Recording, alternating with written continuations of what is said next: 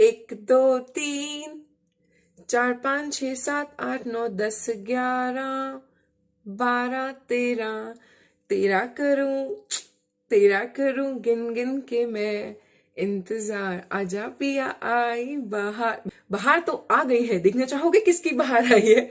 Pimples की बहार आई है। ऐसे फूट फूट के निकल रहे हैं पिंपल्स मेरे चेहरे के ऊपर, क्योंकि मैंने बहुत से बदतमीज एक्सपेरिमेंट्स किए हैं अपनी स्किन के ऊपर, ताकि मैं आप लोगों को बता सकूं कि कौन सी चीज इस्तेमाल करनी है और कौन सी बिल्कुल भी नहीं करनी है।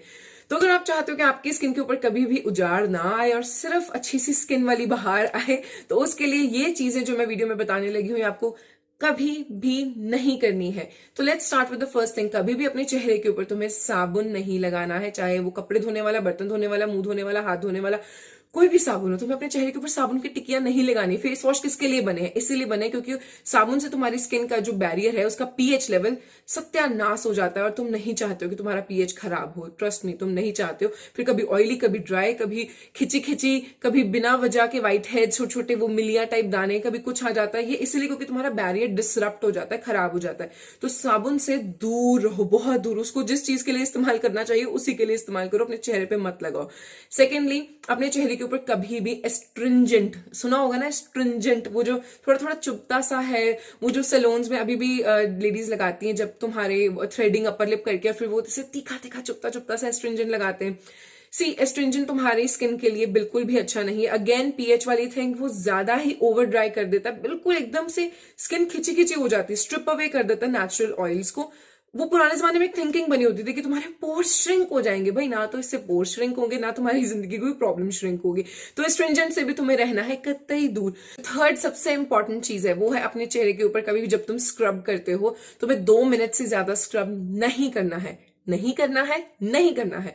2 मिनट भी बहुत ज्यादा बोल रही हूं मैं।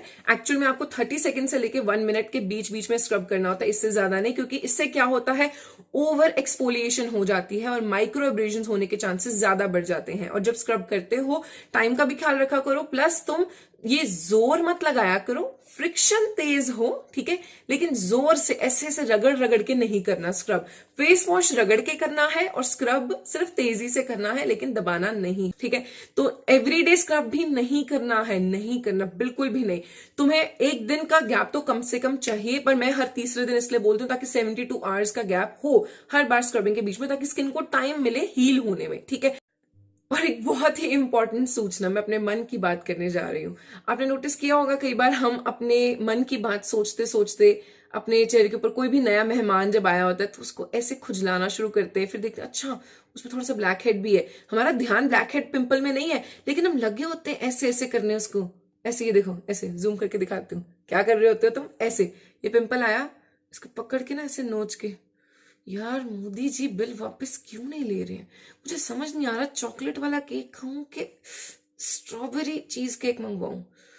आई थिंक मुझे अपने पेपर्स की तैयारी कर लेनी चाहिए। अच्छा मम्मी, आलू की परांठी बन गई कि नहीं? निकल आया।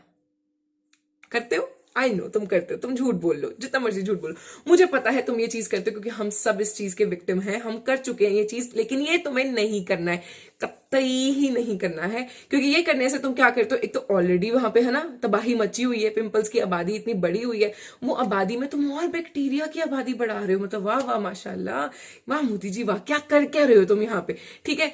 थिंग इज, यहाँ पे तुम्हें अपनी स्किन के ऊपर और ज्यादा कॉन्ट्रीब्यूट नहीं करना है बैक्टीरिया देके। अपने हाथों को दूर रखो। अगर कभी तुम्हें पिकिंग की या फिर ब्लैक हेड एक्सट्रैक्शन का मन करे भी ना, आए ना तुम्हारे मन में डॉक्टर पिंपल पॉपर बनने की, तो प्लीज भाई एटलीस्ट या तो हैंड प्रॉपर सैनिटाइज करके रखो, अपने नेल्स को काट के रखो, और नहीं तो एटलीस्ट ग्लव्स पहन के अपने पिंपल्स को टच करो। उसके बिना you can't afford to contribute any more bacteria, क्योंकि जितना बैक्टीरिया जाएगा उतने वहां पे डीप खड्डे बन जाएंगे। जैसे जमीन में खोदते हैं ना खड्डे, ऐसे स्किन के ऊपर खड्डे बन जाते हैं, और भाई उनको तो कोई ना भर पाए। मतलब तुम क्या ही कराओगे, बोटॉक्स फिलर्स करवाओगे उसके अंदर, ठीक है, आजकल चले हुए हैं फिलर्स, ठीक है। तुम डर्मा रोलर अप्लाई करते हो, बाय द वे मैं डर्मा रोलर पे भी आऊंगी। डर्मा रोलर मैं रेकमेंड नहीं करती हूँ। क्यों रेकमेंड नहीं करती हूँ? क्योंकि डर्मा रोलर तुम्हें घर पे यूज करना नहीं आता। कितना प्रेशर चाहिए, कितना ज्यादा उसको कितने एमएम की होनी चाहिए, हर स्किन के लिए डिफरेंट है। ऑनलाइन भी नहीं बता सकते, और वैसे भी यार आई डोंट रिकमेंड। अगर डॉक्टर खुद कर रहा है, कोई एस्थेटिशियन, कॉस्मेटोलॉजिस्ट या फिर कोई डर्मेटोलॉजिस्ट आपके स्किन के ऊपर खुद कर रहा है डर्मा रोलिंग, तो करवाओ, ठीक है। अगर वो मतलब he is taking the responsibility. अगर नहीं तो प्लीज घर बैठे रोल मत करो। डोंट, ठीक है। घर बैठे आपको कोई रोलिंग नहीं करनी है। और ये जो एक्ने स्कार्स हैं ये बनते ही है तब है जब हम इनको पिक करते हैं, जब हम इनको खरोचते हैं और फिर उसके ऊपर वो जख्म सा बन जाता है, फिर उसकी हीलिंग भी डिले हो जाती है। नेक्स्ट चीज ये है जो तुम्हें कभी भी नहीं करनी है, वो है कि अपने चेहरे के ऊपर, स्पेशली जब तुम्हारे चेहरे के ऊपर एक्टिव एक्ने हो, कोई भी खट्टी चीज लगाना। अब खट्टी चीज में नींबू आ जाता है, कर्ड आ जाता है, कोई भी फ्रूट पील है, ठीक है। कोई भी ऐसी चीज नहीं लगानी है जो वहां के पीएच को और एसिडिक बनाए, क्योंकि ऑलरेडी मतलब बर्बाद हो चुका है तुम्हारा पीएच एक्ने वाले लोगों का। उसके ऊपर तुम और खट्टी चीज लगाओगे तो वो हीलिंग तो पता नहीं क्या होगी, लेकिन और ज्यादा इरिटेटेड रेड इन्फ्लेमेशन, बहुत ज्यादा, मतलब वो तुमसे बर्दाश्त नहीं होगी, फिर तुम्हें डॉक्टर के पास भागना पड़ेगा। तो ऐसे मत करो, ठीक है। अब हम लास्ट चीज पे आएंगे, वो ये है कि जब भी, वो मैं बता ही चुकी हूँ, जब काजल लगाते हो प्लीज अपनी स्किन को ऐसे खींचा मत करो। और एक और चीज, जब तुम मसाज करते हो ना चेहरे की, तो कभी भी मसाज को ऐसे नहीं, कई लेडीज को आदत होती है ऐसे, लेडीज नहीं, कई बार आदमी लोगों को भी आदत होती है ऐसे क्रीम लगाए, नहा लिया क्रीम में, बस चलो सो जाए, नाइट केयर होगी। ऐसे नहीं करना है। ऐसे थोड़ा सा लगाया, थोड़ा सा लगाया, फिर अपने चीक्स को अपवर्ड, जिन लड़कियां लिखती है ना कमेंट में मैम चीक बोन्स कैसे एनहांस करें, ऐसे अपवर्ड्स मोशन में, ठीक है। ये वाले हिस्से को ऐसे अपवर्ड, ये वाले हिस्से पे मॉइस्चराइज करना, माथे पे इस तरीके से मॉइस्चराइज करना यहाँ पे। और जो बच जाती है क्रीम वो नेक पे लगाना मत भूलना, क्योंकि जब तुम नेक पे नहीं लगाते हो ना भाई, तो फिर यहाँ पे नेक पे सबसे ज्यादा एजिंग साइन पहले शो होता है, क्योंकि यहाँ की स्किन पतली होती है। और सबसे पहले पता लगता है कि तुम बूढ़े हो रहे हो तुम्हारी गर्दन से। तो कहाँ तुम हाई नेक टर्टल नेक पहनते फिरोगे बुढ़ापे में, ठीक है। बुढ़ापे में नहीं, आजकल तो 30-40 पे ही रिंकल आने शुरू हो जाते हैं, तो तुम कहाँ भागोगे भाई। मेरी छोटी बहनों के लिए आई नो तुम्हें मैट लिपस्टिक लगाने का बहुत शौक है, मुझे भी था बहुत ज्यादा, अभी भी कई बार लगाती हूँ, लेकिन हर रोज मैट लिपस्टिक लगाना एक तो भी आउट ऑफ आउटडेटेड भी हो गया है, ठीक है। वो आउट ऑफ फैशन भी जा चुका है। सेकेंडली वो तुम्हारे लिप्स के ऊपर पिगमेंटेशन करने का सबसे बड़ा तरीका है। अगर तुम चाहते हो तुम्हारे लिप्स उम्र से पहले ही पिगमेंटेड से ऐसे लगे कि तुम रोज 10 बीड़ियां फूकती हो, तो तुम कंटिन्यू कर सकती हो, लेकिन मैं एडवाइस करूंगी कि highly pigmented matte lipsticks avoid करो, क्योंकि वो जो पिगमेंट है वो तुम्हारी लिप्स के अराउंड और लिप्स के ऊपर पिगमेंटेशन लाता है। तो please don't use matte lipstick. Demi matte liquid जो लिपस्टिक होती है ना, जो थोड़ी डेमी थोड़ी सॉफ्ट होती है, फिर नॉर्मल अपनी बुलेट लिपस्टिक्स अपनी ये वाली, ऐसी वाली नॉर्मल बुलेट लिपस्टिक्स ऐसी वाली लगाया करो, वो भी अगर लगानी है। नहीं तो सबसे बेस्ट होता है, मैंने तो देखो लिप बाम लगाना भी छोड़ दिया, मैं तो सिर्फ बायो ऑयल लगाती हूँ सुबह, और उसके बाद रात को फिर मुंह धो के थोड़ा सा टॉवल के साथ इसको स्क्रब ऑफ करके, ठीक है, फिर दोबारा ऑयल लगा के सो जाती हूँ, तो मेरे ड्राइनेस नहीं आती है। लेकिन अगर तुम्हारे आती है तो भाई थोड़ा सा केयर करो, और पिगमेंटेड लिप बाम से भी दूर रहो। एनीथिंग जिसमें कलर है ना, वो लिप्स के लिए कहीं ना कहीं लॉन्ग टर्म में हार्मफुल है। अगर तो बाहर जाना है कहीं पे तो थोड़ा सा लिप बाम लगा लो, थोड़ा सा लिप ग्लॉस, हल्की सी लिपस्टिक को फिंगर से टच करके लगा लो, लेकिन प्लीज भाई साहब हर रोज पूरा पिगमेंटेड लिप्स रोज नहीं, ठीक है। हर टिपिकल इंडियन फैमिली में ये चीज हुई होगी, मैं अकेली नहीं हो सकती हूँ, प्लीज ऐसे मत बोलना कि मेरे साथ ही हुआ है। हर घर में ऐसे होता है ना कि कोई ना कोई एक बुजुर्ग लेडी, दादी नानी, कोई ना कोई, या तुम्हारी सास, कोई ना कोई ऐसा होता है जो तुम्हें बोलता है कि अच्छा शैम्पू इतना रह गया है तो थोड़ा सा पानी भर लो, दूध में पानी भर लो। आई डोंट नो, प्लीज मत कहना कि मैं अकेली हूँ, होता है ना तुम्हारे घर में, प्लीज कमेंट करके बताना, तो ताकि बचत हो सके या चीज थोड़ी ज्यादा देर चल सके। जब घर में बजट इतना नहीं होता था, कई बार मतलब हमारे भी या किसी के घर में भी बजट जब इतना नहीं होता है, तो छोटी छोटी चीजों में बचत करने की आदत लेडीज में होती थी। आजकल नहीं है, आजकल तो मुंह जड़ा धरते हैं पैसों का, लेकिन पहले जमाने में बचत के ऐसे छोटे छोटे तरीके होते थे। मुझे नहीं पता कि तुम्हारे होते थे, लेकिन मैंने देखे हैं मेरे टाइम। तो इन टाइमों में सनसिल्क की बोतल में ना शैम्पू इतना रहता था और पानी इतना भर देते थे, ऐसा लगता था पूरी सनसिल्क की बोतल भरी हुई है। तो तब बड़ा गुस्सा आता था, यार ये क्यों करते हैं, है ना, बूढ़े लोग ऐसे क्यों करते हैं हमारे साथ।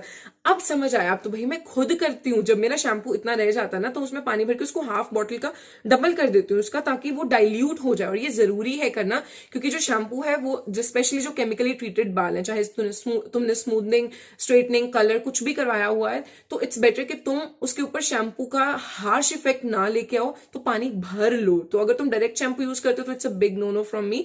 पानी को, शैम्पू को थोड़ा सा डाइल्यूट करना बहुत जरूरी है भाई साहब। चारकोल वाले नोज स्ट्रिप्स, वोल्केनो वाले नोज स्ट्रिप्स, क्ले पोर स्ट्रिप्स, एनी पोर स्ट्रिप्स जो नोज वाले होते हैं, जो ऐसे ऐसे उतारते हैं, कोई चेहरे पे वो ब्लैक वाले, उनसे दूर रहो प्लीज। उनसे इन्फ्लेमेशन होती है, उनसे बहुत तगड़ी एलर्जीज होती हैं, उनसे कुछ बाहर नहीं आता। सिर्फ छोटे छोटे जो सिबेशियस फिलामेंट्स होते हैं ना, वो छोटे छोटे ऐसे हेयरी पार्टिकल से होते हैं जो ऐसे निकलते, जो वीडियोज में दिखाते थे, एक्चुअल में वो बिल्कुल काम नहीं करते। So stay away from them, बिल्कुल अवे, दूर, बिल्कुल नहीं यूज करना उनको, ठीक है। और नेक्स्ट चीज हम बात करेंगे, ये जो ओवर रेटेड विटामिन सी के सीरम्स हैं, बस कर दो, बस इनमें कुछ नहीं रखा है, इनसे कोई फायदा नहीं होता है, ना ही विटामिन सी की गोली से कोई फायदा होता है, ना इनके सीरम से कोई फायदा होता है। So I am a bit of vitamin C. अगर तुम्हें ज्यादा ही शौक है विटामिन सी वाली चीजों का तो प्लीज यार अपनी फ्रूट वाली डाइट कर दो, ठीक है। आंवला लेना शुरू कर दो किसी भी रूप में, आंवला जूस, आंवला ड्राई, आंवला कैंडी, कुछ भी यार, तुम मुरब्बा खा लो आंवले का, लेकिन विटामिन सी थोड़ा नेचुरल लेने की कोशिश करो। वैसे भी 100 ग्राम से ज्यादा, 100 mg से ज्यादा लोगे अगर तुम 100 mg से, तो वो तुम्हारे यूरिन में ही निकल जाना। तो क्या तुम्हें मतलब बस शौक है अपने यूरिन को विटामिन सी फ्लेवर देने का? क्या क्या कर रहे हो भाई जिंदगी में? नहीं जरूरत है तुम्हें अननेसेसरी विटामिन सी खाने का, अननेसेसरी विटामिन सी चेहरे पे लगाने का। और स्पेशली एक और चीज बताना चाहती हूँ, अगर तुम ये सोच रहे हो ना कि तुम धूप में जा रहे हो और फिर तुम बिना सनस्क्रीन के जा सकते हो 1 मिनट के लिए भी, तो तुम बहुत गलत हो, नहीं जा सकते हो। आजकल की जो धूप है इट इज वेरी बैड भाई। मैं 2 दिन डलहौजी गई थी सिर्फ 2 दिन के लिए, वहां पे ना ऐसे धूप पड़ रही थी, सीधा गई ऐसे प्रॉपर धूप से कि आराम से मजा आ गया, जैसे पता नहीं बीच पे बैठी होती हूँ। तो आने के बाद देखा यहाँ पे 2 फ्रेकल्स, मैंने कहा मेरे फ्रेकल्स, ये कैसे हो गया? मेरे तो फ्रेकल्स आ ही नहीं सकते, मैं तो डॉक्टर ब्यूटी हूँ। ऐसे मतलब ऐसे नहीं सोचा मैंने, आपको समझ रहे हो ना मैंने कैसे सोचा कि यार मेरे फ्रेकल्स आ गए। फिर जब मैंने देखा ध्यान से, सच्ची में फ्रेकल्स थे, और वो 3-4 दिन में चले भी गए क्योंकि मैंने रगड़ रगड़ के स्क्रबिंग भी की और उसके बाद अच्छे से बायो ऑयल लगा के मसाज मसूज करके सो रही थी। और मुझे अब नहीं नजर आ रहे थे, यहाँ पे 2 बड़े बड़े फ्रेकल्स आ गए थे। तो ये आने मुनासिब है अगर तुम धूप में सिर्फ थोड़ी देर के लिए भी जाते हो, स्पेशली अगर तुम पहाड़ों में रहते हो, हिमाचल में रहते हो, कश्मीर में रहते हो, कहीं पे भी जहां पहाड़ है, तो भाई तुम्हारे ऊपर सूरज की जो किरणें हैं वो थोड़ी ज्यादा पड़ती है हम लोगों से। बैलेंस समझ आया ना? रोशनी के पास ये वाला हाथ ज्यादा है, ये कम है, तो यहाँ पे ज्यादा नुकसान होता है लोगों को। सो प्लीज भाई सनस्क्रीन के बिना अगर तुम जाते हो तो तुम मतलब बुला रहे हो प्रॉब्लम के, बैल मुझे मार, यूवी रेज मेरे स्किन के ऊपर पिगमेंटेशन कर, तुम ऐसे कर रहे हो। तो इसलिए बिना सनस्क्रीन के बाहर जाना तुम्हारे लिए बिल्कुल बिल्कुल लाइक मना है, फॉरबिडन है, बस बैन है, ठीक है, फॉरबोटन है। तो हाय, मच्छर भी आज वीडियो में। तो नेक्स्ट चीज ये है कि देखो, जब भी तुम्हें लगता है ना कि तुम्हारे एलर्जी हुई है, तो वो पुराने जमाने की चीज है, थोड़ी सी बेटनोवेट लगा लो तो एलर्जी चली जाएगी। मैं कहूंगी इन चीजों की आदत मत डालो, मत डालो, मत डालो, अनटिल अनलेस तुम्हारा डॉक्टर तुम्हें बोले कि हाँ बॉडी पे कहीं पे एलर्जी है, कि हाँ वहां पे तुम स्टेरॉइडल क्रीम लगा सकते हो, क्योंकि उसका यूज वही है बेसिकली, तो फिर तुम लगाओ। अगर तुम्हें लगता है कि नहीं यार प्रॉब्लम इतनी नहीं, और प्लीज भाई फंगल इन्फेक्शन पे कभी भी बेटनोवेट नहीं लगानी है। अगर तुम्हारे बॉडी के ऊपर कहीं भी फंगल इन्फेक्शन और तुम उसके ऊपर बेटनोवेट या कोई भी स्टेरॉइड क्रीम लगा रहे हो, तो तुम समझ लो कि तुम प्रॉब्लम को बुला रहे हो। कि फंगल इन्फेक्शन थोड़ी देर के लिए ऐसा लगेगा कि दब गई है, क्योंकि उससे सिर्फ इन्फ्लेमेटरी साइंस रिमूव होते हैं। भाई गूगल करके देख लो, फंगल इन्फेक्शन के ऊपर कभी भी स्टेरॉइड नहीं लगाना, शरीर में कहीं पे भी हो, ठीक है। स्टे अवे फ्रॉम स्टेरॉइड्स, क्योंकि वो और ज्यादा उसको फ्लेयर अप करते हैं, वो बल्ती में आग का काम करते हैं। तुम्हें लगता है तुमने जब वो डाला ना मिट्टी का तेल आग में, तो आग थोड़ी सी एकदम से नीचे जाती है, वो होता है जब तुम फंगल इन्फेक्शन के ऊपर स्टेरॉइड लगाते हो। जैसे ही उसने जाके अंदर असर किया तो ऐसे हू करके आग निकलती है, और वो फ्लेयर अप इतना गंदा होता है ना फंगल इन्फेक्शन का, उसको फ्लुकोनाजोल, इट्राकोनाजोल, उसको कोई भी एंटी फंगल ट्रीट नहीं कर पाता। और फिर तुम 6-6 महीने, साल फंगल इन्फेक्शन के साथ घूमते हो। डॉक्टर्स भी कह देते हैं यार दवाइयां ही खत्म होगी, तुम्हारी फंगल इन्फेक्शन जाने का नाम नहीं ले रही है। तो अगर तुम्हें ऐसी फंगल इन्फेक्शन चाहिए ना, तो प्लीज तुम बेझिझक लगाओ स्टेरॉइड क्रीम। लेकिन मैं कहूंगी कि थोड़ा बच के रहना रे बाबा, बच के रहना रे, ठीक है। तो अगर आपको ऐसी लंबी लंबी बेकार सी बातों वाली, फिर भी थोड़ी थोड़ी मीनिंगफुल बातों वाली और वीडियोस देखनी है, तो प्लीज कमेंट करके बताना, क्योंकि आई लव टॉकिंग। ये अब जाके पानी पीऊंगी और अपने गले को थोड़ा शांत करूंगी, और आपके कमेंट्स की वेट करूंगी, और एक एक करके सब कमेंट्स का रिप्लाई करने की कोशिश करूंगी, because I love you guys so much.